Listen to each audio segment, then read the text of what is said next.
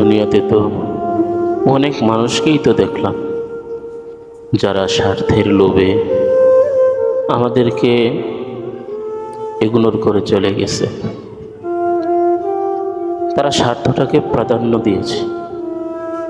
আপনি সেই স্বার্থের পিছনে পড়ে সে কেন আপনাকে ধোঁকা দিল, কেন আপনার সাথে স্বার্থের এই খেলাটা খেলল, এটা যখন আপনি চিন্তা করেন, এই চিন্তাটাই আপনাকে করে করে খেয়ে ফেলে। কিন্তু যে আপনাকে স্বার্থের জন্য ছেড়ে গেছে সে কিন্তু দিব্যি তার আনন্দ উল্লাস, তার জীবনটাকে সে তার মতোভাবে উদযাপন করছে। কিন্তু আপনি কেন সে ধোঁকা দিল, কেন সে ধোঁকা দিল, এটা নিয়েই পড়ে আছেন। ভাই, এখান থেকে বেরিয়ে আসুন। দুনিয়া দুনিয়ার মতো চলছে, দুনিয়ার মানুষগুলো যে যার পথে হাঁটছে,